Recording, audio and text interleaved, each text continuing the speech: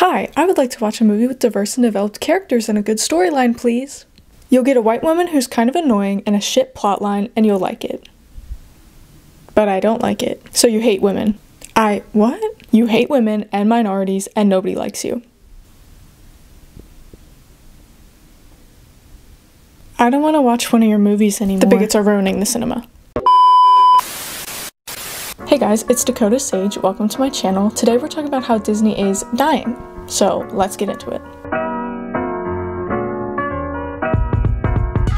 One of the most frustrating things about modern Disney is that they have no new ideas. Every movie that comes out is either bland, a live-action remake, a continuation of a story that does not need to be continued, or a combination of all three.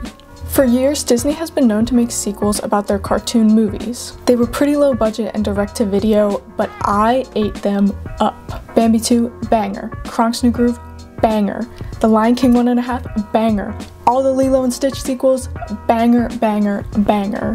They were a lot of fun, and part of the reason is that Disney knew that these movies weren't blockbusters, so they were allowed to be zany and just plain enjoyable. My point in bringing these movies up is that Disney knows how to make an unnecessary sequel fun. Now, these sequels are not just for fun, they're being made to carry the entire company. Disney is not only disrespecting original plotlines, but sometimes destroying them altogether.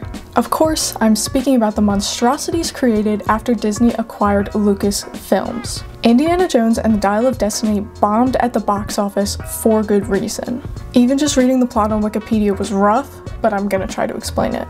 So, the evil guy was gonna steal the Dial of Destiny, which is Archimedes' sphere or something. Let me check my notes.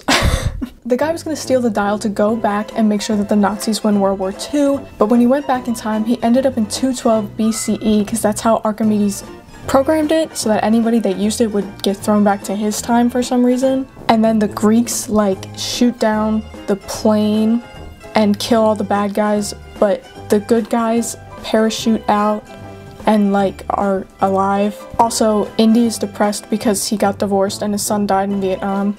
Indiana Jones has always been a little iffy when it comes to science and history and facts, but the Dial of Destiny takes it to a whole new level. And to nobody's surprise, the movie had about a $400 million loss. Now when it comes to Star Wars, nothing really explains Disney's failures as much as this.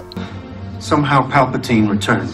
I don't even really know much about Star Wars, and even I know that this plot device makes no sense. Like Indiana Jones, these new Star Wars series are created solely for money by people with no respect for the original source material. But, credit where credit is due, The Mandalorian has been received very positively. It was obviously expected to make a lot of money, but it was also obviously created by the fans, for the fans. It has satisfying plot lines and an expansion of the universe that just makes sense. The Mandalorian proves that Disney can make good stories out of old content. They just aren't putting in the time and effort into their new movies. Honestly, I don't know why people actually pay money to watch live-action remakes. I get that it's neat to watch a live-action version of a cartoon that you love, but I would not pay money for it. I already watched Disney's Aladdin, so I'm not gonna pay money and go out of my way to watch a new version of the same movie.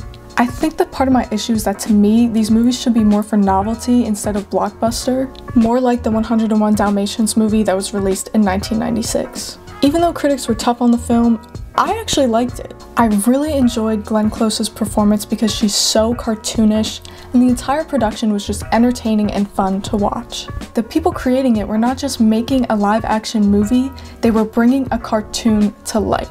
Does that make sense? It was like they created the movie because they loved the original and wanted to run around all day acting like cartoon characters. And they cast Dr. House and Arthur Weasley as the dog catchers, which was fun.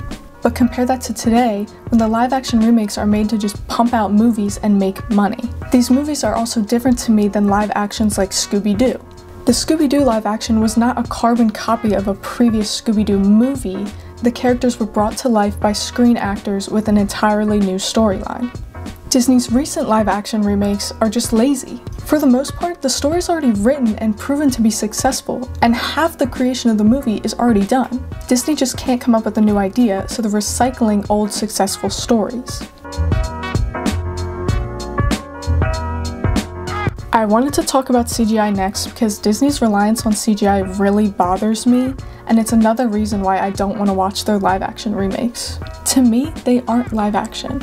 Look at this picture of the Snow White movie. That is not a live-action movie. That's Rachel Zegler in a green screen room talking to herself.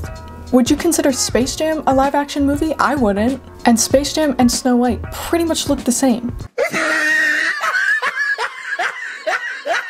I did an entire persuasive speech in college about how Marvel's use of CGI is destroying their movies, and I will probably make another video about the MCU's reliance on CGI as well, but a lot of those points apply to other Disney movies also.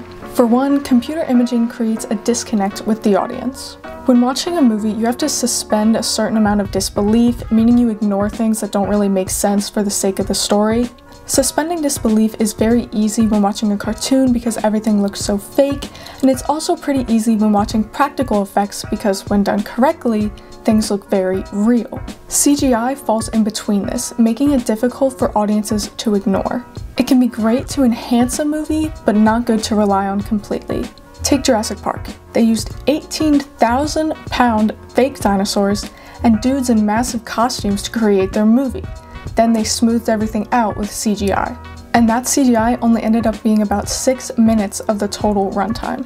Harry Potter is another example of this.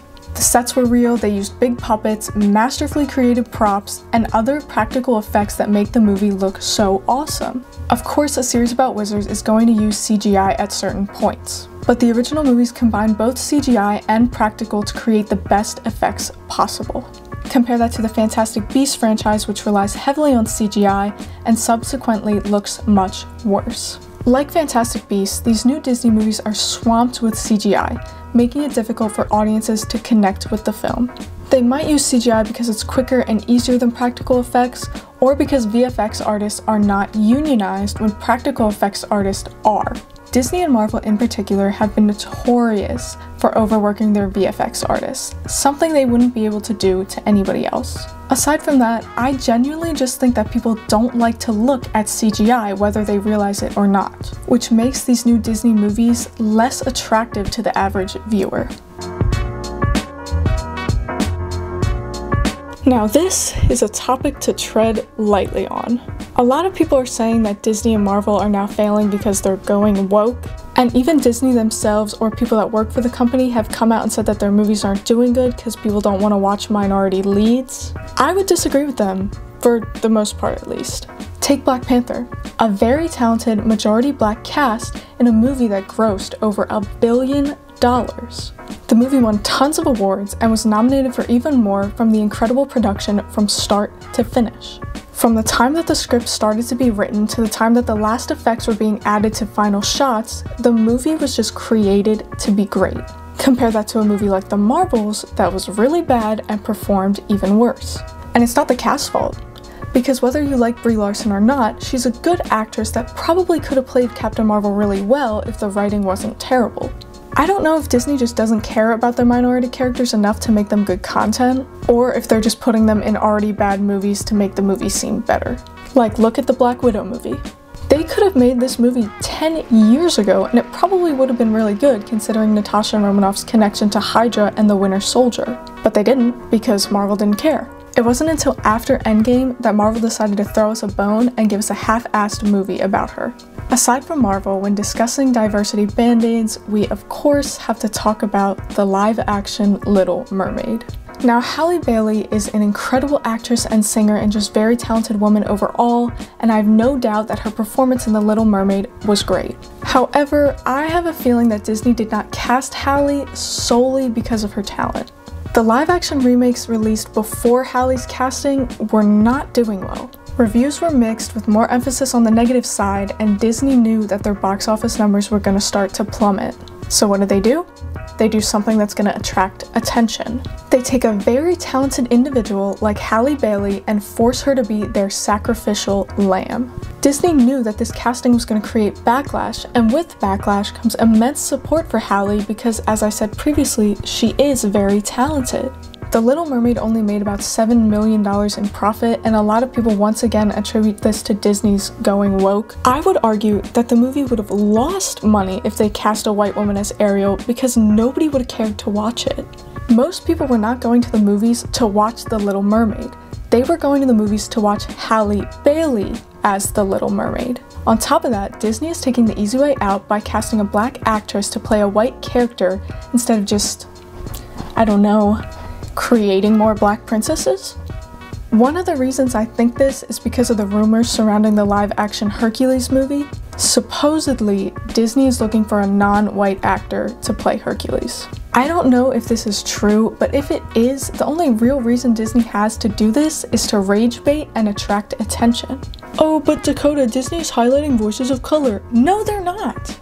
If they wanted to highlight people of color in the industry, they would create stories about people of color, not just cast them as already established white characters. Tiana is the only black princess, and casting Halle Bailey to play the Little Mermaid does not create another one.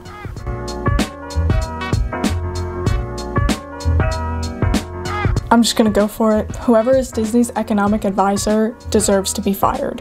I have no idea why they think that extreme budgets for mediocre movies are gonna make them money. They could spend $100 million on production and promotion and gross $300 million at the box office, or they could spend $300 million and gross $350 million. With the first, Disney would be making a $200 million profit, and even though your sales are higher with the second, you're only making a $50 million profit. And even with a $200 million profit, the company is going to have a very difficult time staying afloat. The only way for Disney to become successful again is to create new and better content. And I really hope they do, because I love Disney, and it's so disappointing and disheartening to see them release bomb after bomb and not even seem to care. But that's it for today, guys. Let me know your thoughts in the comments below, and as always, have a great rest of your day.